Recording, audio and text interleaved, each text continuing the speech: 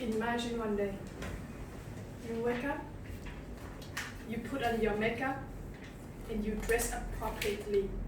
You have high hope for that day. You come to the company, and you wait for people calling your name into the meeting room.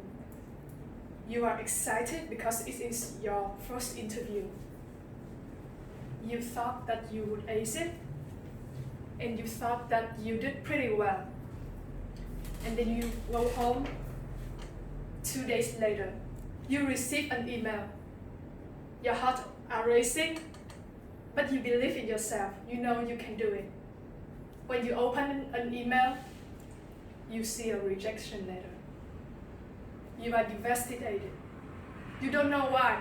You have put so much effort in your interview, but you don't know why you failed. That was my story 5 years ago when I first had my first interview for a full-time job. And at that time, I was pretty sad. I didn't know why. But over time, I gradually pick up the skills and I investigate my own case and other interviews, and I find some helpful techniques that could help me to overcome the interview. So when I was in university, I have some juniors, they are students, and I guide a group of students. I am their mentors. They often come to me and tell me, Lee, can you help us to prepare some techniques for the interview? I say, sure. I have gone through some, and I could really show you about how to organize your interview or how to prepare it to make it better. Let me just ask you a simple questions. Do you like cooking? Yes, I like cooking. So before you cook anything, what would you do? I will think about food I want to cook first, and then I go to the market to buy food. Okay, great. So that's the point I want to make. Interview is just like cooking. We have 2 steps. First is prepare, and second is to perform. It's like cooking.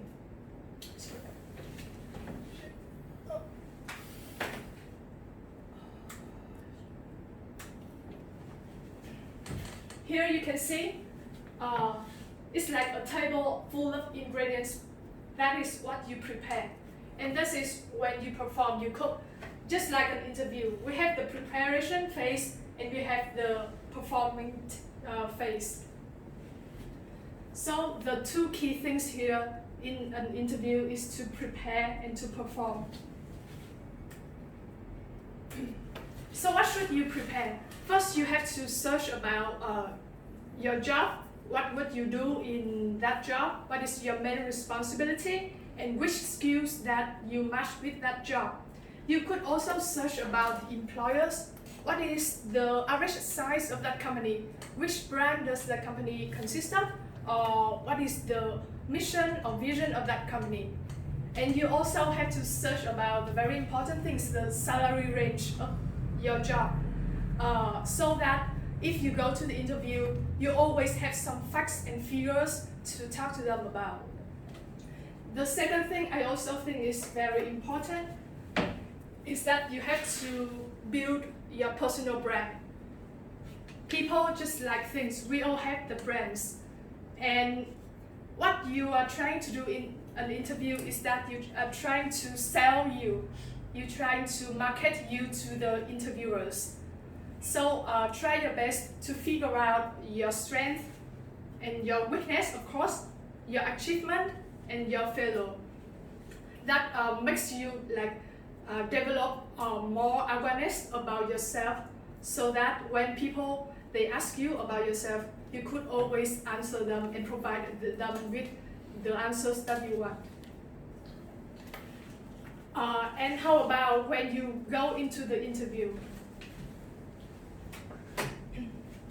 So before the interview, I always tell my mentees to be relaxed. Just relax. Just drink a cup of water, listen to your favorite type of music, and even going to the bathroom just to scream to calm your mind before you go into the interview. Because I think that alone time, the me time, helps you to recharge your energy and help you to be more calmer when you go to the meeting room. And then you open the door and come to the meeting room. The first thing that I want you to do is to smile, because I think that smile will suffice everything. The smiles will create the positive image of yours to the employers and make everything else more relaxed and more comfortable. And then you go to the interview.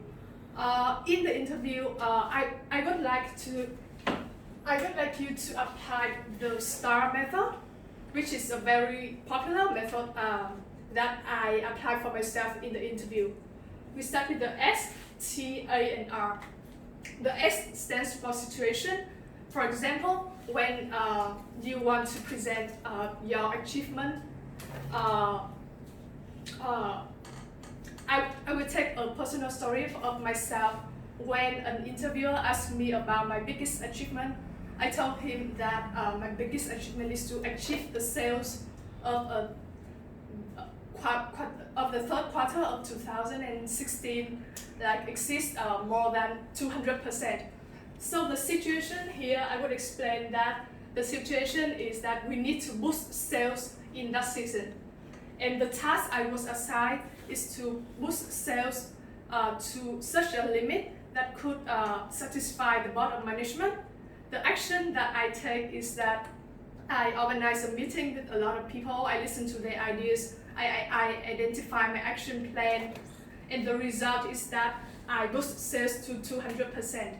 So this is the general form of the STAR method that I often use to tell the interviewers.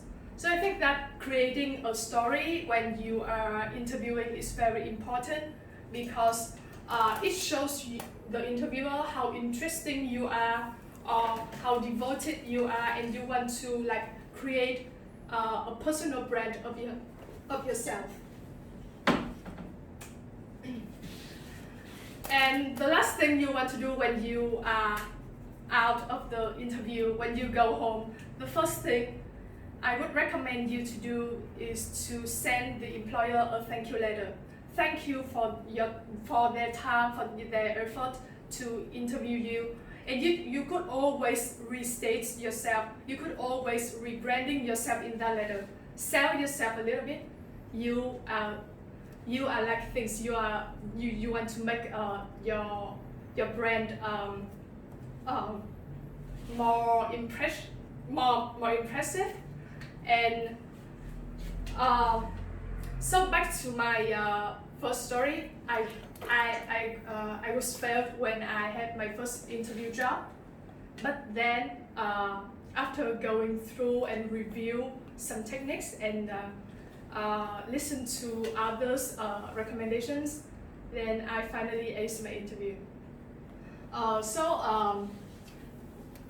I want to summarize the two things that I think that is very important in preparing in acing an interview. First is preparation, and the second one is to perform well and have your own personal story.